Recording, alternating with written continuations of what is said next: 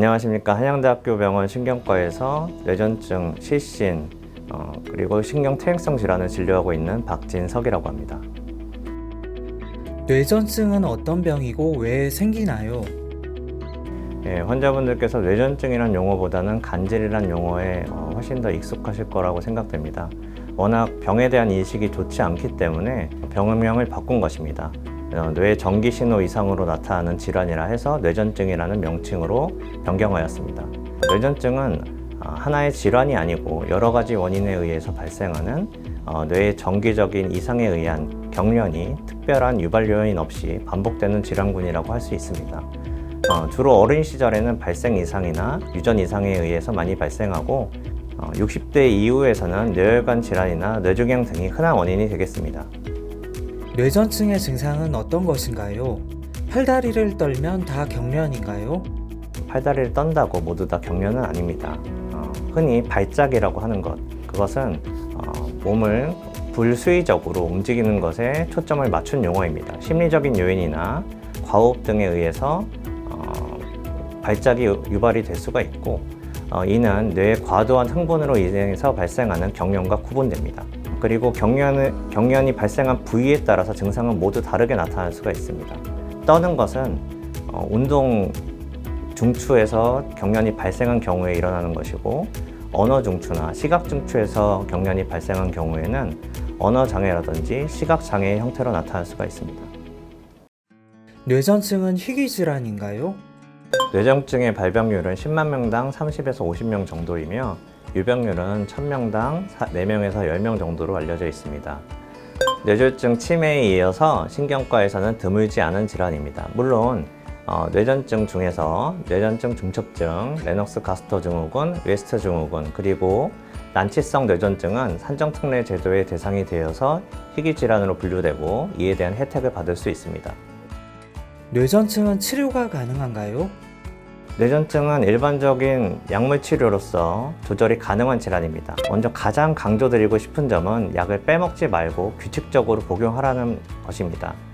술을 마셔서 혹은 한약을 복용해서 다른 약물을 복용해서 독할까봐 항뇌전증제를 드시지 않고 내원하시는 경우가 있습니다. 이것은 굉장히 위험한 선택입니다. 재발의 위험성이 있기 때문인데요. 수술이나 내시경을 준비할 때 저희가 흔히 약물을 먹지 않고 금식을 하라고 설명은 하고 있지만은 항뇌전증 약에 대해서만은 수술 전이라도 꼭 복용하도록 설명을 드리고 있습니다. 두 번째로 음주, 수면 부족, 스트레스 등은 경련이 쉽게 일어나게 할 수 있는 유발 요인입니다. 이런 상황 꼭 피하셔야 되는데요. 그리고 감염이나 조절되지 않는 당뇨와 같이 전신적인 상태가 악화되는 상황도 경련의 유발 요인으로 적용할 수가 있으니 기저질환이 있으신 환자분들께서는 기저질환도 함께 조절을 하셔야 됩니다. 항뇌전증 약은 평생 먹어야 하나요? 일반적으로 규칙적인 약물 복용으로 무경련 상태가 최소 2년에서 5년 정도가 된다면 약물을 감량해 볼 수가 있겠습니다. 물론 감량 기간 중에 경련이 발생한다면 지속적으로 약물을 유지해야 합니다. 또한 의학적으로 약물 감량이나 중단이 가능한 경우라서 환자분께 설명을 드려도 환자분들께서 본인의 직업이나 사회적인 상황에 따라서 선택하지 않는 경우가 있습니다. 예를 들어서 대외 활동이 잦은 환자라든지 위험한 상황에서 근무하는 환자 같은 경우는 약물을 중단하기보다 지속적으로 약물 복용을 하면서 무발작 상태를 유지하는 것을 원하시는 경우도 있기 때문에 그런 경우라면 중단하지 않고 지속적으로 유지를 하게 됩니다. 약물 치료 이외의 치료는 어떤 것이 있나요? 70에서 80% 정도의 환자들 같은 경우에는 약물 치료만으로 조절이 된다고 했는데요. 그 외에 조절이 안 되는 난치성 뇌전증 환자의 경우에는 수술적 요법을 선택할 수가 있습니다. 경련이 발생하는 부위를 수술로서 제거하거나 뇌의 정기적 이상 흐름을 차단해주는 수술법이 있습니다. 또한 최근에는 뇌 심부에 전극을 삽입하는 뇌심부 자극술이나 자율신경계 자극을 하는 미주신경 자극술이 있습니다. 수술 치료를 하는 것으로 항뇌전증 약의 용량을 감소시킬 수가 있지만 수술 치료가 모든 경우에 가능한 것은 아니기에 이에 대한 충분한 상담이 필요합니다. 뇌전증 환자는 운전이나 운동을 어떻게 해야 될까요? 뇌전증 증상으로 대발작이나 의식저하를 경험한 분들도 있고 최근 언론에서 뇌전증으로 인한 교통사고가 보도된 적도 있어서 이에 대한 걱정은 당연합니다. 먼저 운전은 각 국가마다 상황이 좀 다른데요. 우리나라 같은 경우는 뇌전증 학회에서 불필요한 편견에 의한 피해를 최소화하기 위해서 가이드라인을 제정하였습니다.